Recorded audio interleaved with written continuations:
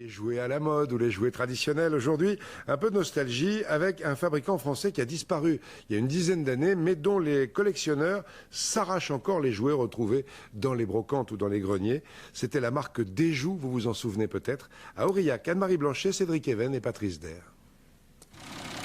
Desjous, une marque française de jouets en bois qui a marqué de son empreinte la seconde moitié du XXe siècle. Tout a commencé en 1937 par ce char à bœuf auvergnat, un char né d'un esprit imaginatif et économe. C'est un contremaître qui a eu l'idée d'utiliser des chutes de bois. Avec ces chutes de bois, il a fabriqué le char à bœuf, qui était le jouet de nos campagnes, parce que les jouets des jouets ont commencé par des jouets agricoles. À la veille de la guerre, les jouets sont essentiellement destinés aux garçons.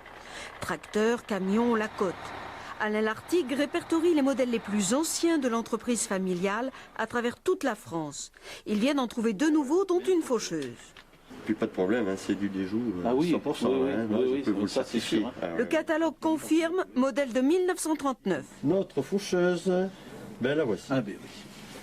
La C'est 605. bien ça. Ouais, Et donc il y avait une paire de mécanique. bœufs devant. Voilà, et là c'est avec une paire de bœufs. Eh oui. Il mesure, photographie la faucheuse dans tous les sens pour en garder une trace et compléter ses catalogues de jouets.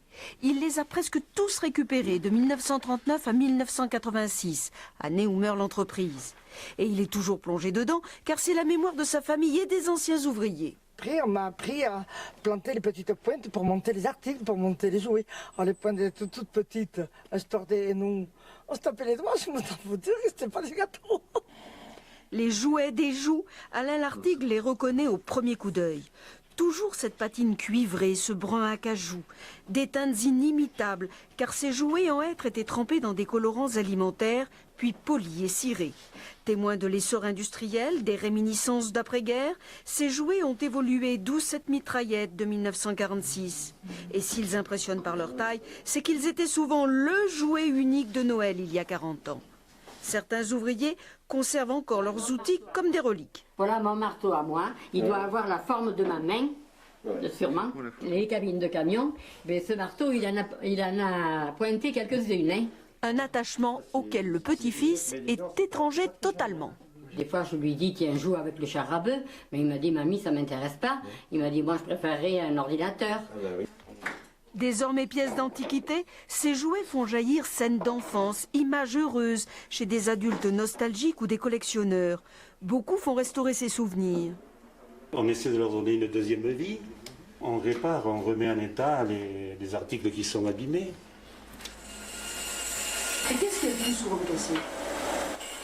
Oh, ben, ça dépend, les essieux, les timons d'attelage, tout ça, des petites pièces fragiles, quoi.